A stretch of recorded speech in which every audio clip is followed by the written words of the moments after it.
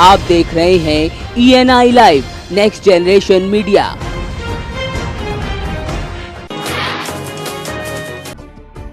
सरकार की ऋण मोचन योजना के अंतर्गत सुल्तानपुर के 5,563 किसानों को प्रमाण पत्र का वितरण किया गया, जिसमें विधायक देवमणि द्विवेदी के साथ अन्य अधिकारियों ने शिरकत की। तो वहीं प्रभारी मंत्री जय प्रताप सिंह के संबोधन से पहले ही यहाँ किसान कुर्सी छोड़कर चले गए। तो मंत्री जी को जब मंच मिला तब खाली कुर्सियां ही थी, लेकिन मंत्री जी कहाँ मानने वाले थे। उन्होंने अपना संबोधन खाली कुर्सियों और चुनिंदा कार्यकर्ताओं के सामने ही दिया। सुल्तानपुर जनपद में 5600 लगभग किसानों का जिनका आधार कार्ड से लिंक हो चुका है, उनको प्रमाण पत्र दिया गया है और उनके खातों में पहले से ही डीबीटी के द्वारा उनके खातों में 1 लाख रुपया ट्रांसफ़र कर दिया गया है। पूरे जनपद का लगभग 20,000 कुछ किसानों का है, जिनका अगले 3 चरणों में प्रयास किया जाएगा कि इसी महीने के अंत तक उसको भी पूर्ण कर लिया जाए।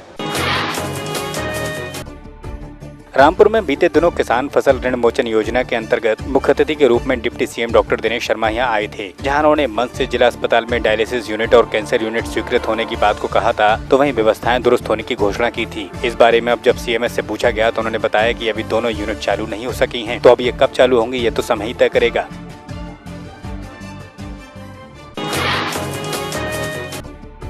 गोरखपुर और फरक्काबाद में ऑक्सीजन की कमी से हुई मौतों के बाद जिला अस्पताल सुधरने का नाम नहीं ले रहा है। इसी के चलते डीएम हरदोई ने भी अस्पताल का औचक निरीक्षण किया। तो वहीं अस्पताल प्रबंधन में हड़कंप मच गया। तो ऐसे में इमरजेंसी में बारीकी से निरीक्षण किया गया, जिसमें पैरामेडिकल स्टाफ की कमी देखी गई। तो व्यवस्थाओं को दुरुस्त करने के लिए अधिकारियों को सख्त निर्देश भी दिए गए।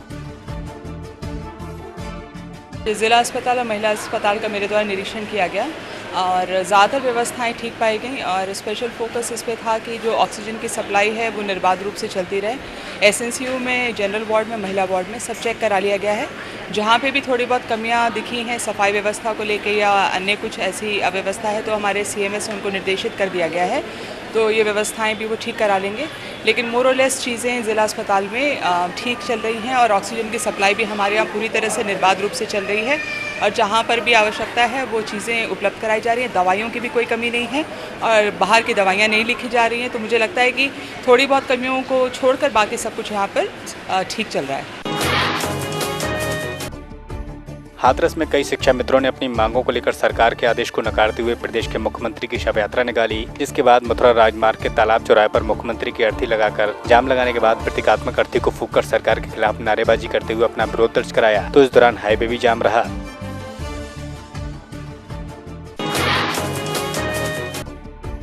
बिजनौर के नजीमाबाद में पंडित दीनदयाल उपाध्याय जन्म शताब्दी वर्ष पर समाज सेवी बिंदु सराफ की ओर से राजकीय महिला अस्पताल में महिला स्वास्थ्य शिविर का आयोजन किया गया। तो इस आयोजन का उद्घाटन सांसद डॉक्टर यशवंत सिंह ने किया। इस कैंप में कई डॉक्टरों के साथ महिलाओं से संबंधित डॉक्टर भी मौजूद थे।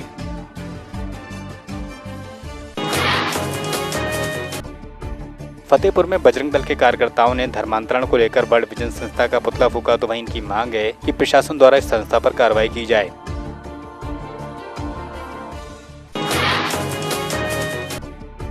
सीतापुर में एक सिपाही बेलरहा में अदालती नोटिस पेश करने गया था, जहां एक युवती और अन्य लोगों ने नोटिस लेने से मना करते हुए सिपाही के साथ मारपीट की। इसके बाद इस मामले में पुलिस ने कार्रवाई करते हुए वांछित युवती को गिरफ्तार किया और जेल भेजा।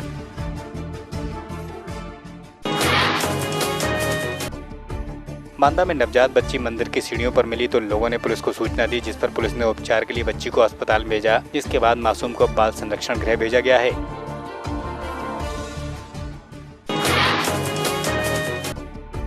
कर्नाटक के बेंगलुरु में वरिष्ठ पत्रकार गौरी लंकेश की हत्या की निंदा करते हुए देवरिया के पत्रकारों ने रोष जाहिर किया। तो साथ ही मुख्यमंत्री को संबोधित ज्ञापन भी प्रेषित किया। इसी के साथ कैंडल मार्च निकालकर घटना का विरोध दर्ज कराया।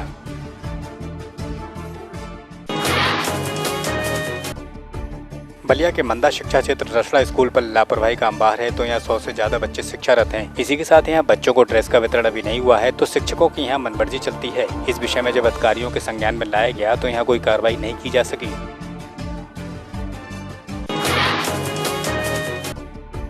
बरेली के नवाबगंज में प्राथमिक विद्यालय मेंथी को समय से पहले ही बंद कर दिया गया। तो इसकी जानकारी जब लेने एक पत्रकार पहुंचा तो प्राध्यापिका ने विद्यालय को अपनी मनमर्जी से बंद करता हुआ बताया। तो साथ ही दबंगों को बुलाकर पत्रकार का प्रेस कार्ड और कैमरा भी छीन लिया और जान से मारने की धमकी भी दी गई। तो अब मामला पुलिस के पास है।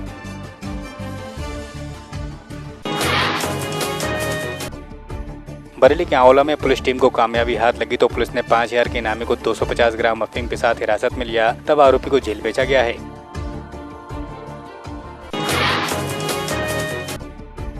हर साल की तरह इस साल भी आम जनता की भलाई के लिए कामों में आगे रहने वाली मोगा की सामाजिक संस्था लायन क्लब एक्टिव की ओर से प्राइम फॉर मोगा में महा ब्लड डोनेशन कैंप का आयोजन किया गया, जिसमें 1000 यूनिट रक्तदान करने का लक्ष्य रखा गया। तो इस मौके पर एमएलए डॉक्टर हरजोत कमल, निहाल सिंह वाला के एमएलए ने भी रक्तदान किया। तो साथ ही इस मौके पर डिप्टी कमिश्नर ने रक्तदान करने वालों को सर्टिफिकेट देकर सम्मानित किया। वहीं पंजाब के मोगा, फिरोजपुर, लुधियाना और फरीदकोट की रेड क्रॉस टीम ने यहाँ आकर इसमें शिरकत की। साथ ही रक्तदान करने वालों के टेस्ट भी किए गए। तो वहीं विधायक हरजोत कमल ने रक्तदान के महत्व को सभी को बताया।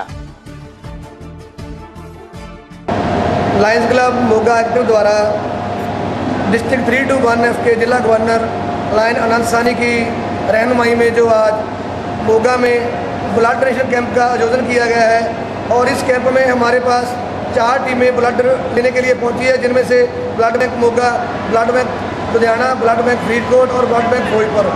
4 टीमों द्वारा कम से कम 1000 यूनिट से ऊपर जो आज खून एकत्र किया जाएगा, जो गरीबों तथा लोड़वंदों के काम आएगा। ब्लड डोनेशन कैंप ਜਿਹੜੇ ਆ ਇਹ ਬਹੁਤ ਜ਼ਰੂਰਤ ਹੈ ਔਰ ਜਿਹੜਾ ਨਾਰਾ ਦਿੱਤਾ ਜਾਂਦਾ ਕਿ ਬਲੱਡ ਵਹਾਓ ਨਾ ਦਾਨ ਕਰੋ, ਸੋ ਇਸੇ ਪਰੰਪਰਾ ਇਸੇ ਮੋਟਿਵ ਦੇ ਤਹਿਤ ਬਲੱਡ ਡੋਨੇਸ਼ਨ ਕੈਂਪ ਲਾਇਆ। ਅੱਗੇ ਵੀ ਲਾਇਨਸ ਕਲੱਬ ਬਹੁਤ ਸਾਰੇ ਜਿਹੜੇ ਸਮਾਜ ਸੇਵੀ ਕੰਮ ਖਾਸ ਤੌਰ ਤੇ ਬਲੱਡ ਡੋਨੇਸ਼ਨ ਦੇ ਕੈਂਪ ਸਾਲ ਪਿੱਛੋਂ ਲਾਉਂਦੇ ਆ। ਅੱਜ ਇਹਨਾਂ ਦਾ ਜਿਹੜਾ ਟੀਚਾ ਆ ਲਗਭਗ 1000 ਯੂਨਿਟ ਦਾ ਇਹਨਾਂ ਨੇ ਮਿੱਥਿਆ ਔਰ ਸਭ ਤੋਂ ਵੱਡੀ ਗੱਲ ਇਹ ਹੈ ਕਿ ਜਿਹੜੇ ਬਲੱਡ ਬੈਂਕ ਆ ਉਹਨਾਂ ਦੇ ਵਿੱਚ ਜਦੋਂ ਬਲੱਡ ਜਾਂਦਾ ਕਈ ਸਾਰੀਆਂ ਯੂਨਿਟਸ ਜਿਹੜੇ ਉਹ ਡਿਸਕਾਰਡ ਹੋ ਜਾਂਦੇ ਆ ਬਾਅਦ ਵਿੱਚ ਟੈਸਟ ਹੋਣ ਕਰਕੇ। ਅੱਜ ਇਹਨਾਂ ਨੇ ਬੜਾ ਵਧੀਆ ਉਪਰਾਲਾ ਕੀਤਾ ਕਿ ਪਹਿਲਾਂ ਟੈਸਟ ਕਰਕੇ ਫੇਰ ਹੀ ਬਲੱਡ ਲਿਆ ਜਾ ਰਿਹਾ। ਮੈਂ ਸਮਝਦਾ ਕਿ ਇਸ ਤਰ੍ਹਾਂ ਦੇ ਕੈਂਪ ਜਿਹੜੇ ਆ ਉਹ ਲੱਗਣੇ ਬਹੁਤ ਜ਼ਰੂਰੀ ਹੈ। ਮੈਂ ਸਮਝਦਾ ਇਹ ਹੁਣ ਤੱਕ ਲੱਗੇ ਸਾਰੇ ਹੀ ਖੂਨਦਾਨ ਕੈਂਪਾਂ ਦੇ ਵਿੱਚੋਂ ਇੱਕ ਰਿਕਾਰਡ ਕੈਂਪ ਕਰਨ ਵਾਲਾ ਖੂਨਦਾਨ ਕੈਂਪ ਹੋਵੇਗਾ, ਕਿਉਂਕਿ ਇਸ ਕੈਂਪ ਦੇ ਵਿੱਚ ਹੁਣ ਤੱਕ ਤਕਰੀਬਨ 250-250 ਯੂਨਿਟ 2 ਘੰਟਿਆਂ ਦੇ ਵਿੱਚ ਦਾਨ ਦਿੱਤਾ ਜਾ ਚੁੱਕਾ ਹੈ ਔਰ ਮੈਨੂੰ ਉਮੀਦ ਹੈ ਕਿ ਇਹ ਜਿਹੜਾ 1000 ਦਾ ਅੰਕੜਾ ਜਾਂ ਟੀਚਾ ਲੈ ਕੇ ਚੱਲੇ ਸੀ ਉਹ ਬਹੁਤ ਜਲਦੀ ਪੂਰਾ ਹੋਵੇਗਾ। ਨੌਜਵਾਨਾਂ ਦੇ ਵਿੱਚ ਮੈਂ ਦੇਖ ਰਿਹਾ ਹਾਂ ਕਿ ਬਹੁਤ ਜ਼ਿਆਦਾ ਉਤਸ਼ਾਹ ਔਰ ਮਾਨਵਤਾ ਦੀ ਇਸ ਤੋਂ ਵੱਡੀ ਕੋਈ ਸੇਵਾ ਹੋ ਨਹੀਂ ਸਕਦੀ। ਖੂਨਦਾਨ ਜੋ ਹੈ ਇਹ ਇੱਕ ਬਹੁਤ ਹੀ ਪਵਿੱਤਰ ਦਾਨ ਹੈ, ਇਸ ਦੇ ਨਾਲ ਬਹੁਤ ही जाना बचाइया जा सकती हैं। रुड़की में ज्वाइंट मजिस्ट्रेट कार्यालय में तैनात बाबू को 10,000 की रिश्वत लेते हुए विजिलेंस की टीम ने रंगे हाथों गिरफ्तार किया तो प्रशासन तहसील में हड़कंप मच गया। किसान से खनन का ट्रैक्टर छोड़ने के नाम पर यहां 10,000 रुपए की रिश्वत की पेशकश की गई थी, जिसमें किसान ने इसकी सूचना विजिलेंस के अधिकारियों को दी, जिसके बाद विजिलेंस ने कार्रवाई करते हुए बाबू को धर दबोचा।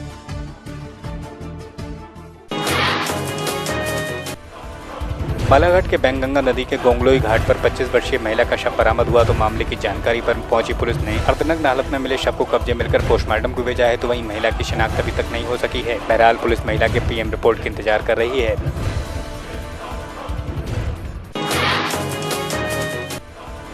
नरसिंहपुर के तेंदुखेड़ा में चोरों का आतंक है तो चोरों ने जैन मंदिर से लाखों के माल पर हाथ साफ किया तो वहीं दान पेटी को भी चुराकर चोर ले गए, जिस पर अब पुलिस ने मामला दर्ज कर पड़ताल शुरू की है।